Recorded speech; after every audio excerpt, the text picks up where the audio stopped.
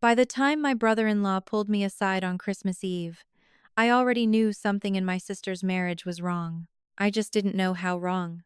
The house was glowing the way my mother always wanted it to glow in December. White lights on the banister, cinnamon candles burning in the hallway, silver trays laid out like we were hosting a magazine spread instead of a family dinner. My father was laughing too hard at something Derek had said, the way he always did around him, like Derek's voice carried more value because it came wrapped in a tailored suit and a law degree. Across the room, my sister Vivian was smiling. That was what made it worse. She was smiling the way people do when they're trying not to disappear in front of other people. And Marcus, my husband, was standing beside the tree with a hand-finished walnut box in his hands, a gift he'd made for my mother over 3 late nights in his workshop. My mother took one look at it and said, "That's lovely, sweetheart. So thoughtful. Derek had flowers flown in from Manhattan this morning. Not thank you. Not this is beautiful. Just Derek again." For 5 years, that was how every holiday went. Derek arrived, and the room tilted toward him, the brilliant attorney, the polished husband, the man who had given my sister the life my parents thought I should have wanted. And Marcus, with his rough hands and quiet steadiness and sawdust still caught sometimes in the seams of his jacket, became the example of what I had supposedly settled for. I used to laugh it off. I used to tell myself it was easier that way. But some of you listening already know this peace bought with silence is rarely peace at all. If you've ever watched someone kind get overlooked, stay with me. This story goes somewhere most families pray they never have to go. Because this story is not about revenge. It's about the moment a family finally has to look at what it spent years worshipping. That night, I caught Vivian looking toward the back door like she was measuring the distance to it. And 3 hours later, with whiskey on his breath and panic under his smile, Derek leaned close and told me something that changed the way I understood all 8 years of their marriage. 5 years earlier, the first time my parents met Marcus, he carried a rocking chair up their front steps, not in a delivery box. In his arms, it was walnut, hand-carved, the grain polished so smoothly it almost looked like it held its own light. I remember the weight of his hand in mine as we walked up the driveway that Thanksgiving afternoon. His palm was warm, steady. Mine was damp with nerves. "Relax," he whispered. "It's just dinner." But it was never just dinner at my parents' house. My mother opened the door and looked straight past me to Marcus. Her smile flickered so fast most people would have missed it. "You must be Marcus," she said. Then she saw the chair. "Oh," she added lightly. "That's rustic." Rustic. Marcus shifted the chair slightly so it wouldn't knock the doorframe. "I made it for your reading nook," he said. "Sienna said you liked to sit by the window." Before my mother could respond, headlights swept across the driveway. My father stepped around Marcus to look outside. "Ah," he said, suddenly energized. "That'll be Derek." A black Tesla rolled up like it belonged in a commercial. My sister Vivian stepped out first, wrapped in a cream coat that probably cost more than my monthly rent back then.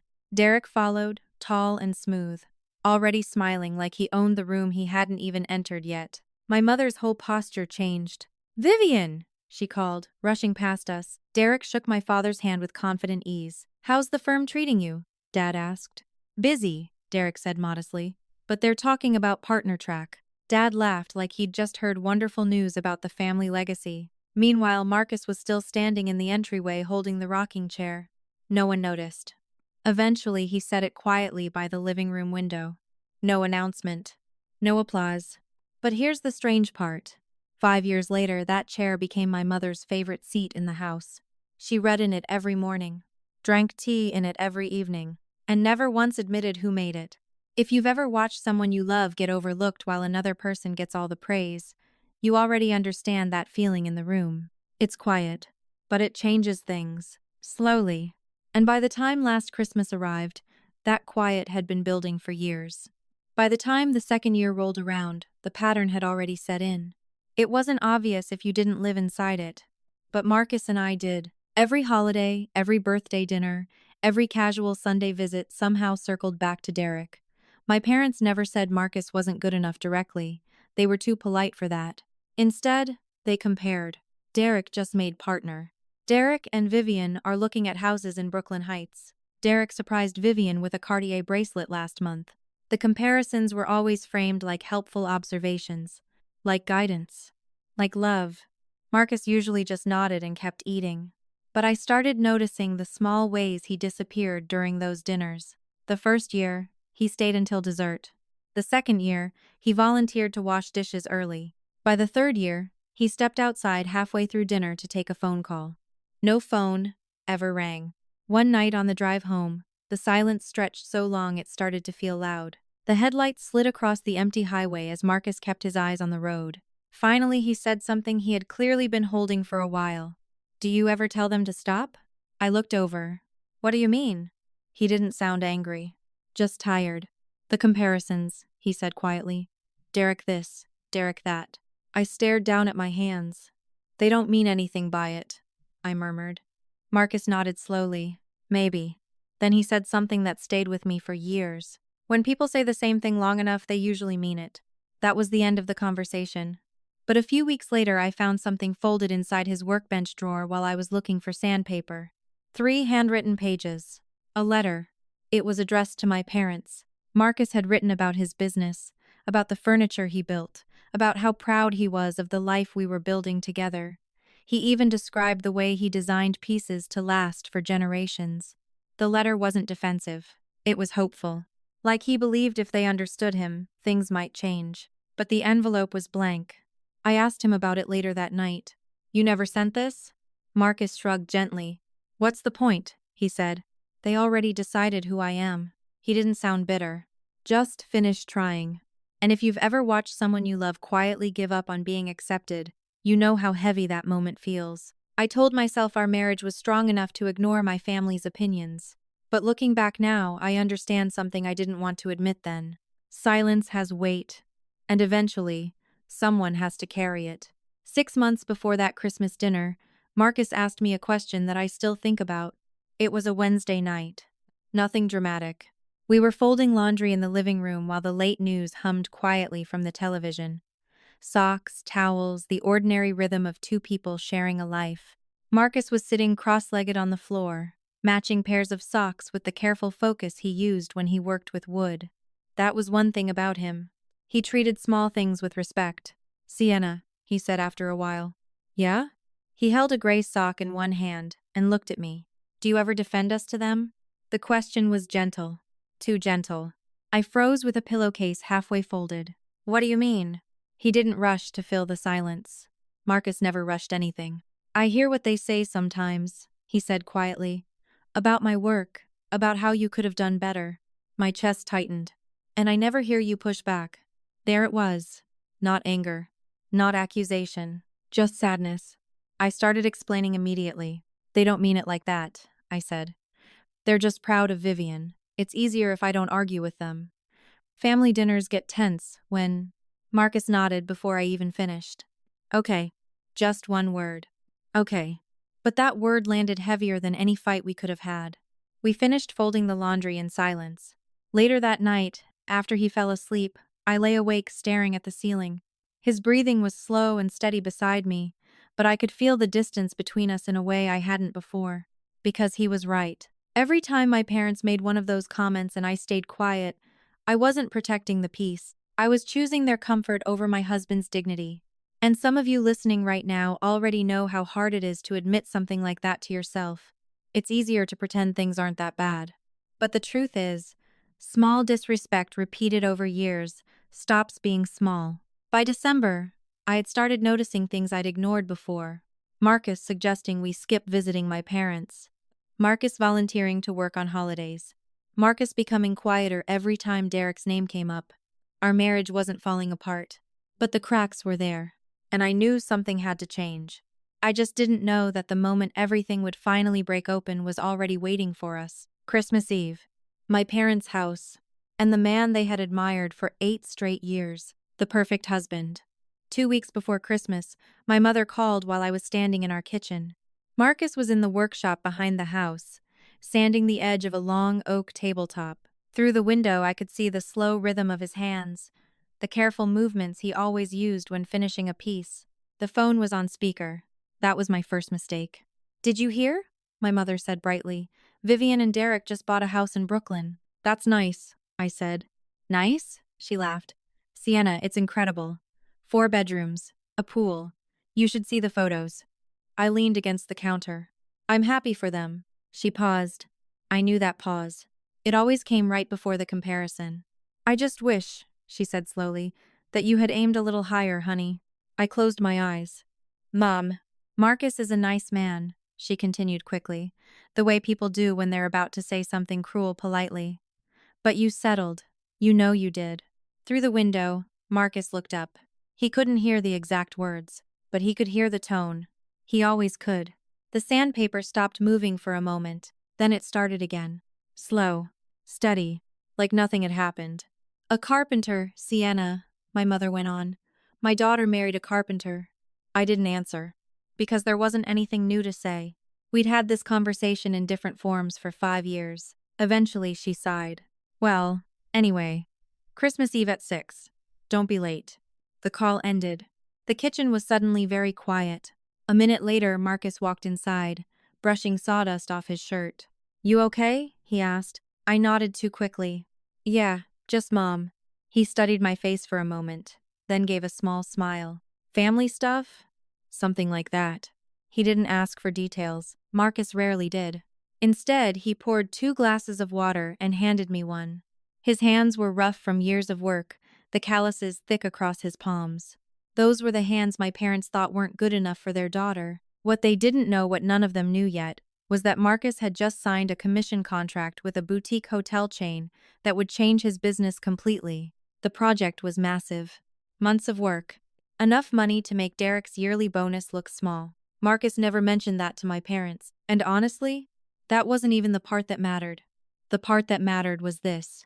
Marcus had never once made me feel small. Not in 5 years. Not once. And that night, lying awake beside him in bed, I realized something uncomfortable. Maybe the real problem wasn't my parents. Maybe the problem was that I had spent years letting them speak about my marriage like it was a mistake. And that silence was starting to cost us both. So I made a quiet promise to myself. This Christmas would be different. If the comparisons started again, I wouldn't ignore them. I would finally say something. What I didn't know yet was that the truth waiting in my parents' living room was far bigger than anything I was planning to confront. And before the night ended, the perfect husband everyone admired would be the one begging for silence. If this kind of story resonates with you, this is your space. Subscribe. Because sometimes the quietest strength shows up in the moments people expect you to stay silent. Christmas Eve arrived cold and bright. The kind of winter evening where every house on the street looked like it belonged in a holiday movie. My parents' place was no exception.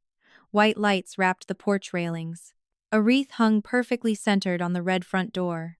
Even the driveway had been shoveled in neat, symmetrical lines. Marcus parked the truck and turned off the engine. For a moment, neither of us moved. You ready? He asked. I exhaled slowly. Not really. He smiled faintly. Same. From the back seat, he grabbed the gift bag he'd packed earlier that afternoon. Inside was a jewelry box he had carved for reclaimed oak, lined with velvet and finished with a small strip of mother of pearl along the lid. 20 hours of work. Marcus never rushed a piece, even gifts. As we walked up the path, I slipped my hand into his. Whatever happens tonight, I said quietly, I'm on your side. He stopped walking for half a second. I felt the shift in him before I saw it. Marcus looked down at me like he was measuring whether to believe that. Then he nodded. Okay, he said softly. My mother opened the door before we even knocked. Sienna, she said, pulling me into a quick hug. Her eyes moved immediately to Marcus. Oh, hello. Not unfriendly. Just cooler. Marcus handed her the gift bag. Christmas present, he said. She peeked inside and smiled politely. How sweet. Homemade? Handmade, Marcus corrected gently. Well, she said, already stepping aside. Come in. Vivian and Derek just got here. The house smelled like pine and roasted turkey. My father was sitting in his usual armchair near the fireplace. And there they were, Vivian and Derek. My sister looked like she had stepped out of a magazine. Blonde hair perfectly styled, cream sweater, diamond studs in her ears. Derek stood beside her, tall and polished in a charcoal coat that probably cost more than our couch. My mother practically lit up. There they are, she said. She crossed the room and hugged Vivian tightly. Derek, you look wonderful. How's the firm treating you? Busy, Derek said smoothly. But good. Very good. My father stood and clapped him on the back. That's my boy. Marcus extended his hand. Derek shook it quickly. Marcus, he said with a bright smile that never reached his eyes. Still making furniture? Still, Marcus replied calmly. Must be relaxing, Derek said. No deadlines, just sanding wood all day. Marcus didn't react. He just nodded once. Across the room, Vivian stepped toward me and wrapped me in a quick hug. Her arms felt thinner than I remembered. When we pulled apart, I noticed something that made my stomach tighten. A faint bruise on her wrist. It was partially hidden under a gold bracelet, but it was there. Before I could say anything, she quickly pulled her sleeve down. I'm going to help Mom in the kitchen, she said. Her voice sounded normal, but her eyes never quite met mine. Some of you listening already know that feeling. The moment when something small doesn't sit right, and you try to ignore it, but a part of your mind quietly starts keeping track. Because sometimes the truth doesn't arrive loudly. Sometimes it begins with a bruise someone tries very hard to hide. Dinner started at 6 sharp. My mother believed holidays should run like a schedule. Turkey at 6, dessert at 7:30, coffee by 8. Every place setting was arranged perfectly around the long oak table my parents had owned for as long as I could remember. Marcus sat beside me. Across from us were Vivian and Derek. At the head of the table, my father carved the turkey while my mother poured wine like we were celebrating something bigger than Christmas. The conversation followed its usual pattern. Derek at the center. You should have seen the courtroom, my mother said proudly, passing the gravy. The Boston Globe even mentioned the case. My father nodded. Corporate litigation isn't easy. Takes a sharp mind. Derek waved a modest hand. Oh, it was a team effort. He loved pretending to be humble. Still, my mother said, glowing. Making partner before 40 is extraordinary. Across the table, Vivian cut a tiny piece of turkey and pushed it around her plate without eating it. I noticed because she kept doing it. Cut. Move. Pause. Cut again. My mother noticed too. Vivian, honey, she said gently, you're so thin. Derek, you need to feed your wife better. Derek chuckled. She's on a diet. Vivian froze. Only for a second. Then she nodded quickly. Just trying to look good for New Year's, she said. Her voice sounded rehearsed. I watched her closely now. The bruise. The way she avoided Derek's eyes. The tiny flinch when his hand rested briefly on the back of her chair. That was the moment something cold moved through me. Because I recognized that reaction. I saw it every day in my work. Fear. Not loud fear. Not the kind people notice right away. The quiet kind. The kind that lives in small body language. Dinner continued like nothing was wrong. Derek launched into a story about a settlement negotiation.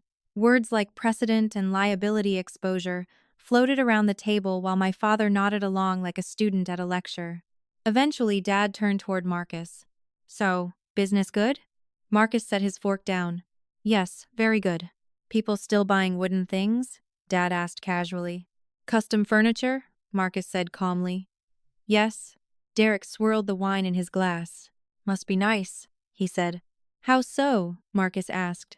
No real pressure, Derek replied. No boardrooms, no billion-dollar cases. Just sanding. Marcus met his eyes evenly. There's pressure, he said. Just a different kind.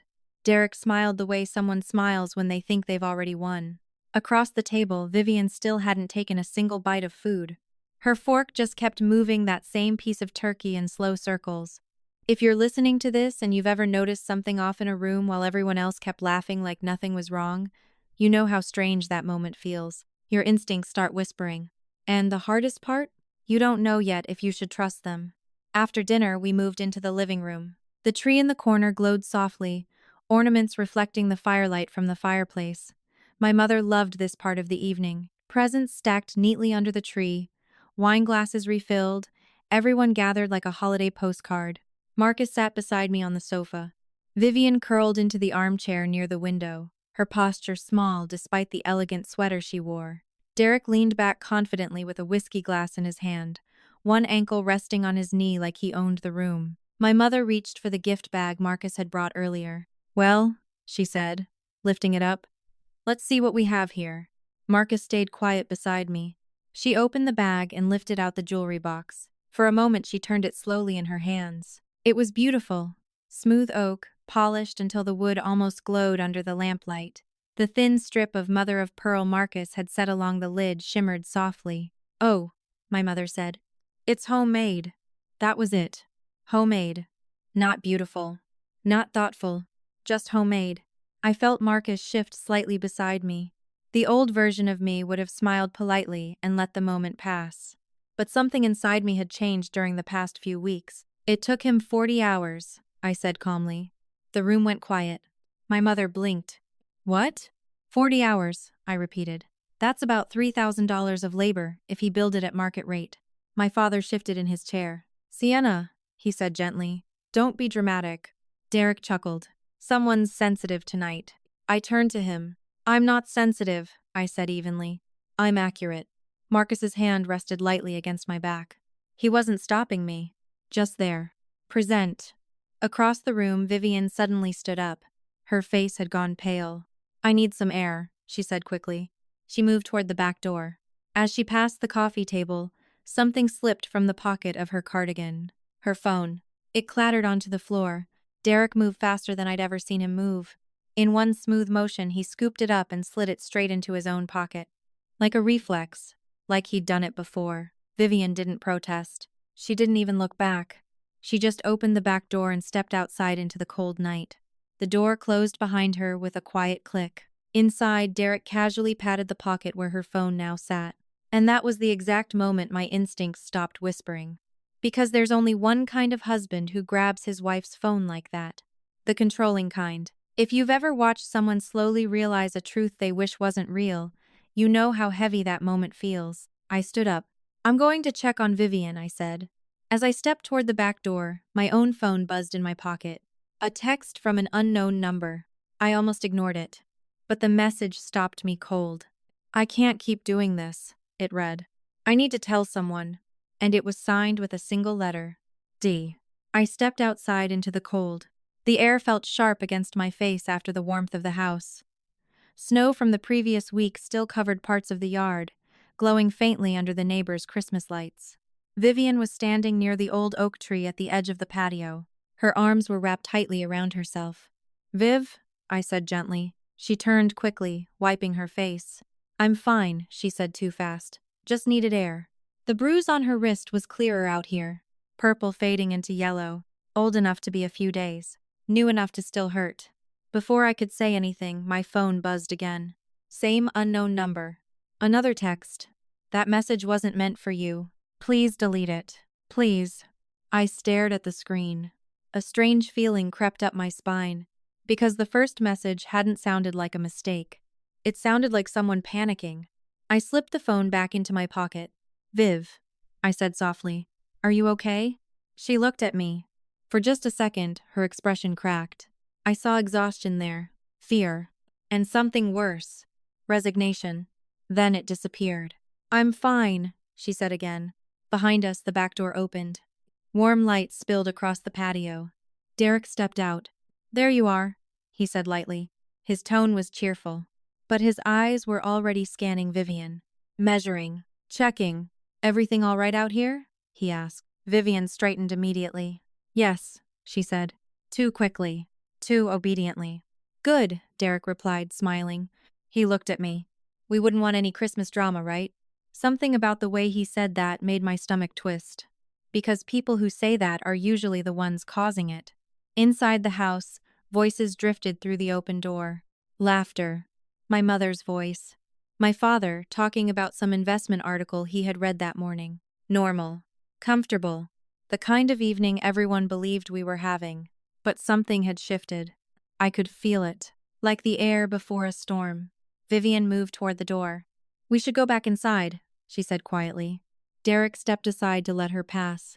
As she walked by him, he rested his hand on the back of her neck. Not gently. Not quite rough either. But firm. A guiding pressure.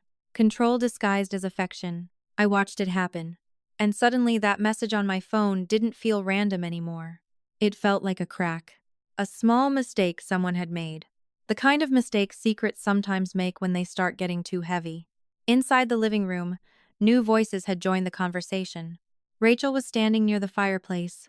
Vivian's best friend from college. I hadn't seen her in years. When her eyes met mine across the room, Something in her expression tightened. Concern. The kind you don't fake. She walked over quietly. Sienna, she said softly. Can I talk to you for a second? If you've ever had someone ask that question in a room full of people, you know the feeling. Because sometimes the calmest conversations begin right before everything falls apart. Rachel led me into the hallway near the front door. The noise from the living room softened behind us, muffled by the walls. I could still hear my father laughing at something Derek had said, the familiar sound of admiration in his voice. Rachel glanced back toward the living room first. Then she looked at me. How is she? She asked quietly. I frowned. Vivian? Rachel nodded. Really, how is she? Something in her tone made my chest tighten. I don't know, I admitted. Why? Rachel hesitated. For a moment it looked like she was deciding whether to say something she might regret. Then she exhaled. She called me 6 months ago. My heart skipped. What do you mean? Rachel lowered her voice even further. It was 2 in the morning, she was crying. The hallway suddenly felt colder. What did she say? Rachel rubbed her hands together nervously. She said she wanted to leave him. The words landed like a dropped glass. Leave Derek? Rachel nodded. She sounded terrified. Why didn't she tell me? I whispered. Rachel's expression softened. Because she thought you'd tell your parents. I felt that one. Hard. She called again the next morning. Rachel continued. Said everything was fine. Said she overreacted. And you believed that? I asked quietly. Rachel shook her head slowly. No. She glanced back toward the living room again. Then she leaned closer. I work at the courthouse now. My stomach dropped. Sienna, there was a report filed last year. The room seemed to tilt. What kind of report? Rachel swallowed. Domestic violence. My breath caught. It was withdrawn the next day. The hallway felt impossibly still. And you're telling me this now because… I asked carefully. Rachel's eyes flicked toward Derek in the other room. Because if something happens tonight, you need to believe her. My voice came out barely above a whisper. Believe what? Rachel didn't answer directly. Instead, she squeezed my arm. She won't save herself, she said. You might have to. Then she stepped away and walked back into the living room like nothing had happened. I stayed in the hallway for a few seconds longer, trying to breathe, trying to process what she had just said. Domestic violence. Vivian. Derek. None of it matched the perfect image my parents had believed in for 8 years. But suddenly, small pieces started sliding together in my mind. The bruise. The way Derek grabbed her phone. The way Vivian watched him before speaking. And that message. I can't keep doing this. I pulled my phone out again. Read the text once more. Signed with one letter. D. At the time, I still thought the message might have been meant for someone else. Later I realized something chilling. Derek didn't actually have my phone number saved, which meant the message wasn't supposed to come to me at all. It was meant for someone else, someone he thought he could trust. And he had just accidentally dropped a secret directly into my hands. By 10 o'clock, the wine bottles were nearly empty. The room had grown louder, looser. My father had switched from wine to bourbon. My mother was clearing dessert plates while insisting no one should help her. The Christmas tree lights blinked slowly in the corner. And Derek had moved on to whiskey. You could see the change in him. The careful polish he wore like armor earlier in the night had started slipping. Tell them about the settlement, my father said eagerly. The one from Chicago. Derek leaned back on the couch, stretching his arm across the top cushion behind Vivian. Oh, that one, he said with a lazy smile. Just another corporate giant trying to dodge accountability. My father laughed like it was the best story he'd ever heard. I watched Vivian beside him. She had still barely eaten anything. Her fingers kept twisting the thin bracelet on her wrist. Eventually, Derek's attention drifted across the room. Toward Marcus. Hey, he said suddenly. I've got an idea for you. Marcus looked up calmly. What's that? Derek grinned. You should start a YouTube channel. The room chuckled politely. Marcus tilted his head slightly. What about? Derek raised his glass. How to make stuff nobody actually needs. My father laughed first. Loud. Too loud. My mother gave a small, embarrassed smile. Derek. But she didn't stop him. Derek leaned forward, warming up now. I mean, seriously, he continued. In this economy? Wooden boxes? Chairs? He gestured toward the jewelry box still sitting on the coffee table. That's not a career, he said. That's a hobby. The room fell silent. Marcus didn't react immediately. He simply set his glass down, carefully. Then he stood. "I think I'll get some air," he said quietly. He walked toward the hallway. Not angry. Not dramatic. Just tired. At the doorway, he paused for a second. I saw his shoulders drop slightly. It was small, barely noticeable, but after 5 years together, I knew what it meant. He was done. Not with me. With trying. Something inside my chest snapped in that moment.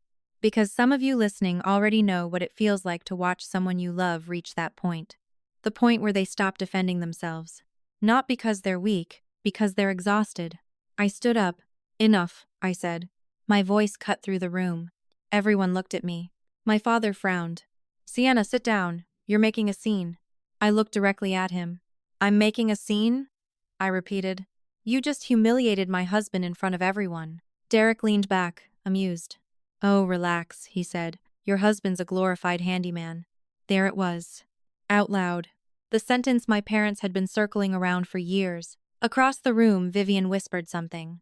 "Derek, maybe we should." He didn't even look at her. And Vivian flinched. A full-body flinch, like someone bracing for impact. Rachel saw it. I saw it. And suddenly every conversation in that house stopped feeling like a holiday dinner. It felt like a stage, where someone had been performing the role of perfect husband for a very long time, and the performance was about to collapse. My phone buzzed in my pocket. Once. Then again. For a moment I ignored it. My attention was still on Derek, on the way his smile stretched wider the longer the room stayed quiet. He thought he'd won. That was the strange part. People like Derek often mistake silence for agreement. Finally, I pulled the phone out. Another message from the same unknown number. "I'm sorry. That text earlier was meant for someone else. Please delete it. Please." I looked up. Derek was watching me now. Really watching me. And suddenly his confident smile faltered. Just slightly. Because he recognized the number in my hand. The room felt tight around us. "You okay there?" Derek asked lightly. I didn't answer. Instead, I slid the phone back into my pocket. Across the room, Marcus had stopped near the hallway, halfway between leaving and staying. He was watching quietly, his expression unreadable. For a few seconds, no one spoke. Then Derek laughed. "Look," he said, raising his hands like he was the reasonable one in the room. "We're all family here." I was joking. My father shifted uncomfortably. "Maybe let's just calm down." But something inside me had already changed. I looked at Derek carefully now, the sweat forming at his hairline, the way his fingers tapped the glass in his hand. And suddenly that earlier text message made sense. It wasn't a confession. It was panic. A message meant for someone else, someone he had promised to tell something. Something big enough to make him nervous on Christmas Eve. My stomach turned. "Marcus," I said quietly. He looked at me. "Give me a minute." He studied my face for a second, then nodded and stepped outside through the back door. Derek noticed.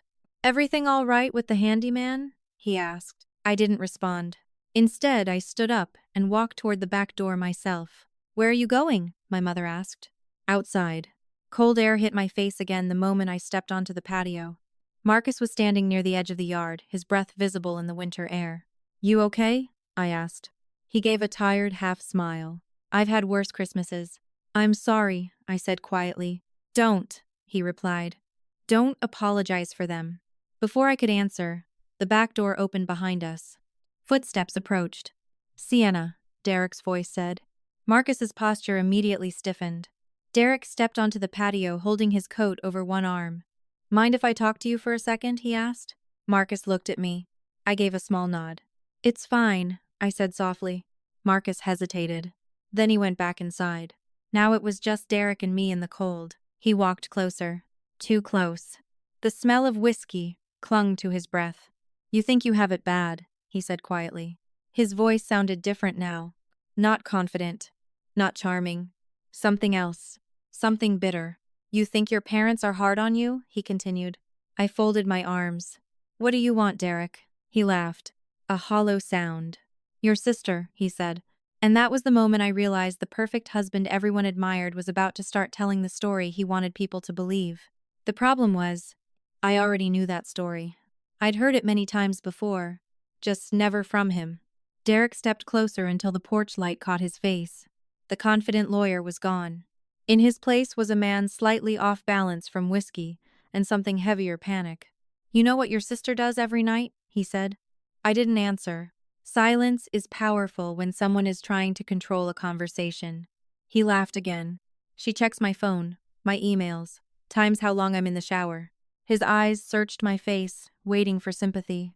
"I'm the prisoner," he said, tapping his chest. "Not her." There it was. The shift. The narrative. I had heard versions of this speech dozens of times in my professional life. People who have lived through manipulation recognize it quickly. The script rarely changes. "You're a therapist, right?" Derek continued. "Yes. Then you should know victims don't always look like victims." He reached out and grabbed my arm. His grip was tighter than it needed to be. "She controls everything," he said. "Where we go, who we see, what I wear."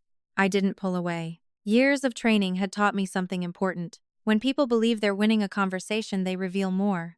"That sounds difficult," I said calmly. His grip loosened slightly. "Exactly," he said quickly. "Finally someone understands." I watched his face carefully. The words sounded rehearsed, not emotional, constructed, like a story he had practiced in front of a mirror. Then he said the line that told me everything. "That report Rachel mentioned," he said. "Vivian filed it against me." He shook his head dramatically. "All lies." Cold air moved across the yard. "What kind of lies?" I asked. His eyes flashed. "She bruised herself," he said. "Hit her own arm against the wall." The words hung in the air. And in that moment I knew, because I had studied this pattern for years. Darvo. Deny. Attack. Reverse victim and offender. Derek was doing it perfectly. Textbook. I gently removed my arm from his grasp. "Derek," I said quietly, "who controls the bank accounts?" He blinked. "What?" "You said Vivian controls everything," I continued calmly. "So whose name is on the accounts?" His mouth opened. Closed. "That's different," he said. "How?" "I manage the finances because I'm better with money." "Does she have her own credit card?" "She doesn't need." "Can she spend money without telling you first?" Silence. The porch light flickered slightly as the wind shifted. I stepped back. "I've heard this speech many times," I said softly. "From the abuser, not the victim." Something in Derek's expression snapped. The charming mask dropped completely. His face hardened. "You don't know what you're talking about," he said. "I know exactly what I'm talking about." Behind us, the back door opened. Warm light spilled across the snow. Vivian stood in the doorway, her face pale, her eyes fixed on Derek. "I heard," she said quietly. "I heard everything." For a few seconds, no one moved. Vivian stood in the doorway, the warm light from the living room behind her, turning her into a quiet silhouette against the night. Her hands were shaking slightly, but her voice had been steady. "I heard everything." Derek reacted instantly. His posture changed, like a switch flipping. The anger vanished. Concern replaced it. "Baby," he said softly, stepping toward her, "you're misunderstanding what's happening here." Vivian didn't move. "Let's go inside," Derek continued. "You're tired." He reached for her arm. "Don't." The word was small, but it stopped him. Vivian stepped back out of his reach. "Don't touch me." For a brief moment, something ugly flashed across Derek's face. Real rage. Then it disappeared behind the familiar mask again. "Sienna is confused," he said gently, looking past Vivian toward the open door. "You know how dramatic she can be." Behind Vivian, movement filled the doorway. My mother appeared first, then my father. Rachel stood slightly behind them, gripping the doorframe. "What is going on out here?" my mother asked nervously. Derek smiled reassuringly. "Nothing at all, just a misunderstanding." Vivian's voice cut through the air. 8 years. Everyone froze. 8 years I've pretended," she said. The silence that followed felt enormous. My mother frowned. "Pretended about what?" Vivian slowly pushed her sleeve up. The bruise I had seen earlier wasn't the only one. There were others. Older ones fading yellow. New ones dark purple. Marks layered like a timeline. My mother gasped. "Oh my God." Derek stepped forward immediately. "She did that to herself," he said quickly. "She's unstable." The words came out smoothly. Too smoothly. "I've been trying to get her help." Vivian let out a quiet laugh. A brittle sound. "He checks my phone," she said. "He reads every text message, every email." My father stared at Derek. "That's not true," Derek snapped. Vivian continued. If I don't answer within 2 minutes, he calls again and again until I pick up. Vivian, Derek said sharply. Stop. She didn't. He controls the money, she said. I haven't had my own credit card in 4 years. My mother swayed slightly. My father caught her arm. Derek, he said slowly. Tell me this isn't true. Derek turned toward them with the same confident smile that had worked for years. Linda, Robert, you know me, he said calmly. She's exaggerating. Rachel stepped forward. Her voice was shaking. She called me 6 months ago. Vivian looked at her friend. Tears filled her eyes. Rachel continued. She said she wanted to leave, but she was afraid he'd destroy her reputation. Derek spun toward Rachel. That's hearsay. Rachel lifted her chin. I work at the courthouse. The room went silent again. A domestic violence report was filed, she said quietly, and withdrawn the next day. My father's face had gone gray. He looked at Derek like he was seeing him for the first time. Is that true? Derek opened his mouth. But before he could answer, his phone buzzed. Once. Then again. Then again. Rapid. Relentless. Every single person standing there heard it vibrating inside his coat pocket. My mother whispered softly. Answer it. Derek didn't move. The phone buzzed again. My father stepped forward. Take it out, he said. Slowly, Derek pulled the phone from his pocket. The screen lit up. Message after message. All from the same name. Ashley. And the latest one read, You promised you'd tell her tonight. The baby is due in April. The screen glowed in Derek's hand. No one spoke. Ashley. The name sat there like a crack running straight through the middle of everything my parents had believed about him. Another message arrived, right in front of all of us. You can't keep pretending forever. My mother made a small sound, almost like the air had been knocked out of her. A baby? She whispered. Vivian stared at the phone. Then she laughed. Not loudly, not hysterically, just a quiet, broken laugh. Of course, she said. Her shoulders sagged slightly, like something heavy had finally fallen off them. Of course there's a baby. Derek quickly locked the screen and shoved the phone back into his pocket. This isn't what it looks like, he said sharply. My father didn't move. What does it look like? He asked. Derek's voice rose. I was going to explain. Explain when? Vivian asked calmly. Her calmness seemed to unsettle him more than anger would have. After the baby was born? She continued. Derek's eyes darted between all of us. You don't understand the situation. Marcus's voice came from the doorway behind me. She understands it perfectly. Everyone turned. Marcus had come back outside. He stepped quietly onto the patio, standing beside me. My wife is a trauma therapist, he said evenly. And what you tried to do a few minutes ago has a name. Derek stared at him. Marcus continued. It's called DARVO. Deny. Attack. Reverse victim and offender. Silence settled over the yard. Even Derek didn't try to interrupt. Marcus wasn't speaking loudly, but his voice carried the calm certainty of someone who didn't need to prove anything. You tried to convince Sienna that Vivian was the controlling one, he said. That's a common strategy used by abusers. Derek's jaw tightened. You think you're smarter than me because you read a few psychology books? He snapped. Marcus didn't react. No, he said quietly. I think the truth eventually becomes obvious. My father looked at Derek again. Really looked. Not like a proud mentor. Not like a future son-in-law. Like a stranger. How long? He asked. Derek didn't answer. How long have you been lying to this family? Derek's face twisted. You're all making a mistake. My father took one step forward. A simple step, but it changed everything. Because for the first time in 8 years, Derek realized something. The room was no longer on his side. Get out, my father said. Derek blinked. What? Get out of my house. My mother didn't argue. Rachel didn't speak. Vivian just stood there quietly. And Derek finally understood.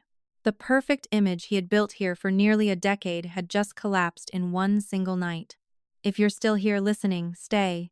Strength grows here. Because the moment someone finally tells the truth is rarely the end of the story.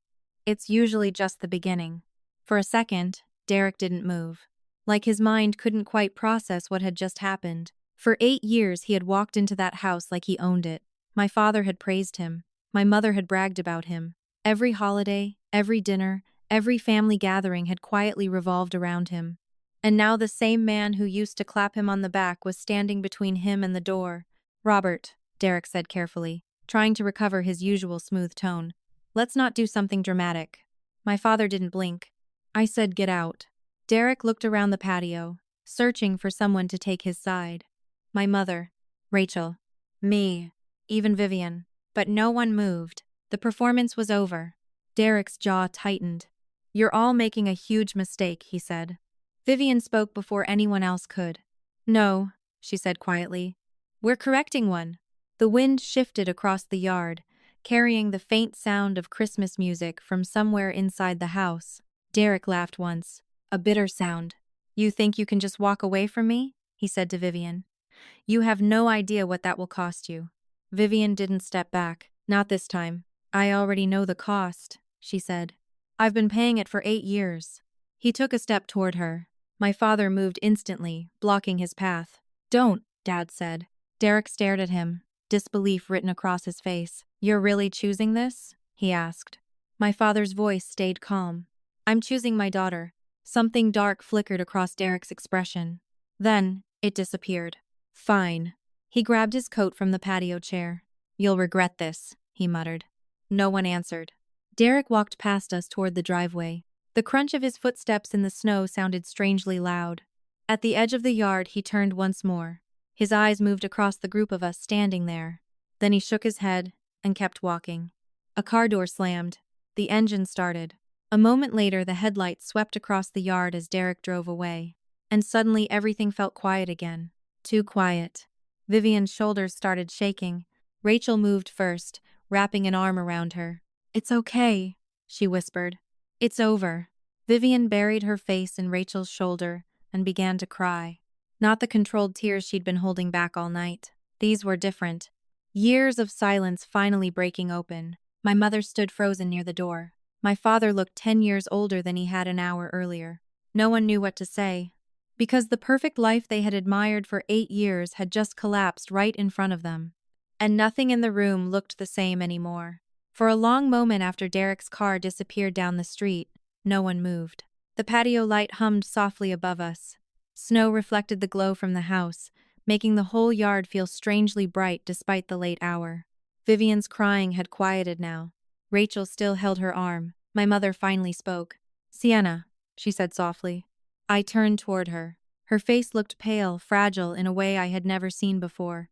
"We didn't know," she whispered. I believed her. They hadn't known about Derek.